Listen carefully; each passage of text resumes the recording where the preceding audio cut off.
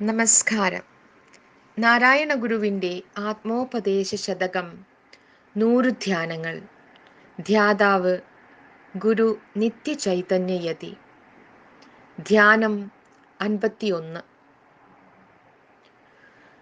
അറിവിലിരുന്നൊരഹന്തയാദ്യമുണ്ടായി വരും, ഇതിനോടൊരിതന്ത വാമയായും വരും.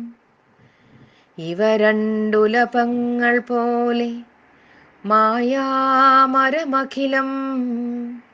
മറയെ പടർന്നിടുന്നു.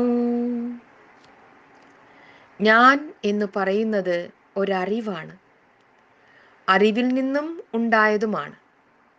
മറ്റു 2 അറിവുകളുടെ നടുവിലാണ് ഞാൻ എന്ന അറിവ് വന്നു പിറക്കുന്നത്. ഇത് ലോകം എന്ന അറിവ് ഒരു വശത്ത്, ഇത് അളവില്ലാത്ത ബോധം എന്ന അറിവ് മറുവശത്ത്. എൻ്റെ എന്ന വ്യക്തിത്വ ബോധത്തിൽ ലോകത്തിൻ്റെ കുറേ ഭാഗം ചേർന്നു നിൽക്കുന്നു. ഇവിടെ സൂചിപ്പിക്കുന്നത് ഇതെൻ്റെ ശരീരം, ഇതെൻ്റെ ഇന്ദ്രിയങ്ങൾ, ഇത് എൻ്റെ മനസ്സ് എന്നിങ്ങനെ മറ്റുള്ളവരുടേതിൽ നിന്നും വ്യത്യസ്തപ്പെടുത്തി മനസ്സിലാക്കാവുന്ന ഭൗതികമായ ഘടകത്തെയാണ്. അതുപോലെ ഇതെൻ്റെ അറിവ്, അതിനപ്പുറത്ത് എനിക്ക് പൂർണ്ണമായി ഗ്രഹിക്കുവാൻ കഴിയാത്ത അളവറ്റ അറിവ് എന്നിങ്ങനെയും പറയാം. ഞാൻ ആരെന്നറിയണമെങ്കിൽ ഞാൻ എന്നും ഇതെന്നും പറയുന്നതിനെ ഒപ്പം ഉൾക്കൊള്ളുന്ന പരമാർത്ഥം എന്തെന്ന് നിശ്ചയിക്കണം. അതായത് ഞാനെന്നും ഇതെന്നും പറയുന്നതിൻ്റെ പരമമായ ആത്യന്തികമായ അർത്ഥം എന്തെന്നറിയണം. അറിവ് പലപ്പോഴും പരമമെന്നോ നിരപേക്ഷമെന്നോ പറയാവുന്നതല്ല, സാപേക്ഷമാണ്. തെറ്റും ശരിയും കലർന്നു നിൽക്കുന്നു. അതിനെ സത് സത് സദസത് വിലക്ഷണം എന്നും പറയാറുണ്ട്. തെറ്റും ശരിയും കലർന്നു നിൽക്കുന്നു, അതിനെ സദസത് വിലക്ഷണം എന്നും പറയാറുണ്ട്. പരമാർത്ഥ സ്വരൂപം പെട്ടെന്ന് മനസ്സിലാക്കാവുന്നതല്ല. ജീവിതത്തിൽ നിഹിതമായിരിക്കുന്ന സത്യത്തെ ഒരു മരത്തോട് ഉപമിക്കാം. അതിൽ ഞാനെന്നും ഇതെന്നുമുള്ള വിചാരം 2 വള്ളികൾ പോലെ ചുറ്റിപ്പിണഞ്ഞ് സർവത്ര പടർന്ന് ആ മരത്തിൻ്റെ ശരിയായ സ്വരൂപത്തെ ആകവേ മൂടിയിരിക്കുന്നു. ഇവിടെ ചിത്രീകരിച്ചിരിക്കുന്ന മരത്തിന് ഒരു അടിയുണ്ട്, മുടിയുണ്ട്, ഇടവും വലവുമുണ്ട്. ഇതുപോലെ അനുഭവത്തിനും ഒരു അധിഷ്ഠാനമുണ്ട്, ഒരു ഉദ്ദേശ്യമുണ്ട്. പ്രമേയത്തെ സംബന്ധിക്കുന്ന അറിവിൽ വസ്തുനിഷ്ഠതയുണ്ട്. പ്രമാതാവിനെ സംബന്ധിക്കുന്ന അറിവിൽ ആത്മനിഷ്ഠതയുണ്ട്. ഇതിൽ 4ലും തെറ്റുകൾ സംഭവിക്കാം.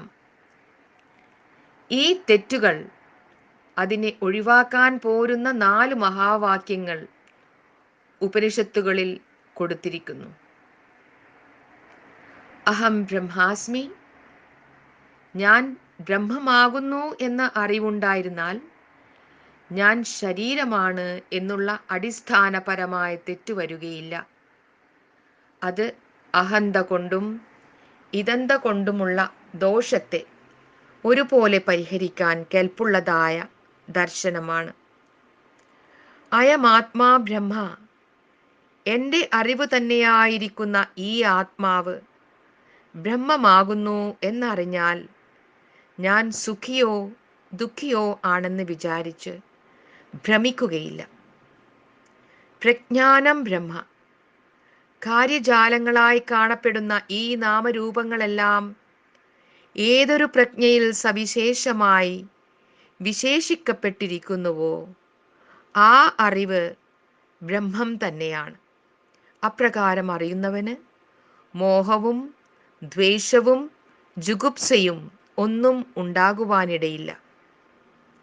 തത്വമസി, അതു നീയാകുന്നു എന്ന് ആചാര്യൻ ഉപദേശിച്ചു കൊടുക്കുന്നതിൻ്റെ പൊരുൾ മനനം ചെയ്യണമെങ്കിൽ പ്രമേയമായി വരുന്ന എല്ലാ അറിവിനെയും പ്രമാതാവിൽ സമരസപ്പെടുത്തി അദ്വൈത സിദ്ധി നേടുവാൻ ശ്രമിക്കാതിരിക്കുകയില്ല.